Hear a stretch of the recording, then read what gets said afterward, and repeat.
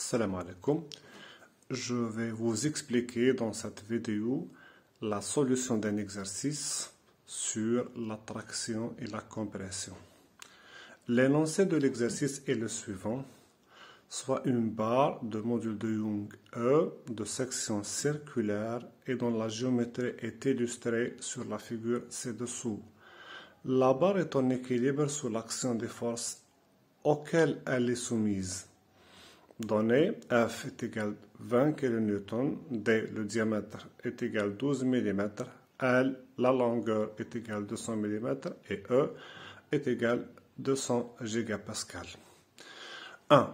Évaluer les efforts normaux dans la barre et les contraintes et en tracer leur diagramme. 2. Calculer la longueur totale de la poutre après déformation.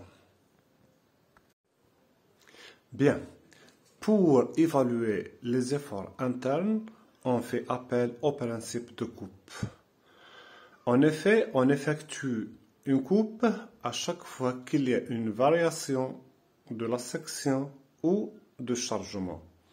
Ainsi, dans cette structure, il faut faire 3 coupes. De gauche à droite, la coupe 1, nous avons un changement de section, coupe 2, et puis un changement de chargement, coupe 3.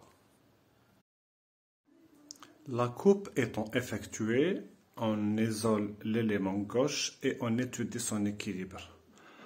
L'élément droit est remplacé par l'effort interne N, qui doit être normal et sortant de la section. L'équilibre de l'élément gauche doit être assuré, donc la somme des forces qui lui sont appliquées doit être nulle.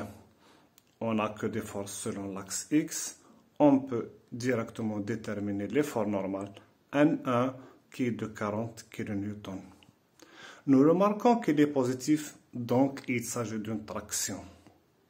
Pour la contrainte, il suffit de diviser cet effort normal par la section, qui est circulaire et qui est de PR au carré.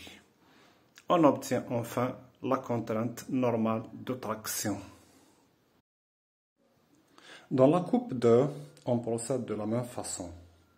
Et vite, on remarque qu'il n'y a pas de nouvelle force. Ainsi, l'effort interne N2 est égal à N1 est égal à 40 kN. Cependant, la contrainte n'est pas la même parce que tout simplement la section n'est pas la même. On remarque que la section a diminué, ainsi la contrainte va changer et va augmenter. En effet, sigma 2, c'est une contrainte de traction, mais plus grande que sigma 1. Toujours, en procédant de la même manière, on peut déterminer l'effort interne N3 et la contrainte sigma 3. En se servant de l'équation d'équilibre qui fait intervenir une nouvelle force F, on peut déterminer l'effort interne N3. En le divisant par la section, on obtient la contrainte de traction sigma 3 qui est toujours positive et qui traduit toujours une traction. Les efforts normaux et les contraintes normales étant déterminés, on passe à la construction de leur diagramme. Il s'agit de dessiner la structure avec ses dimensions, ensuite de repères, l'un pour l'effort normal et l'autre pour la contrainte normale. Nous remarquons que l'effort normal est 40 kN jusqu'à l'intervention de l'autre force F, où il diminue. Pour ce qui est de la contrainte, on remarque qu'elle est différente dans les 3 coupes. Dans la deuxième question, il s'agit de déterminer la longueur totale de la poutre après déformation. Par application de la loi de Hooke, sigma est égal à E fois epsilon.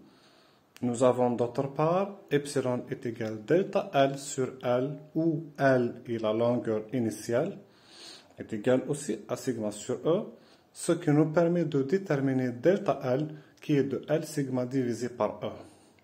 La contrainte étant différente dans chaque tronçon de la poutre, la déformation l'est aussi. Et également pour le déplacement. Ainsi, nous avons 3 déplacements élémentaires qui correspondent aux 3 tronçons de la poutre. Enfin, on peut déterminer la longueur totale de la poutre qui est de 2L, qui est la longueur initiale de toute la poutre, plus les 3 déplacements élémentaires. Enfin, j'espère vous avoir été utile. Bon courage!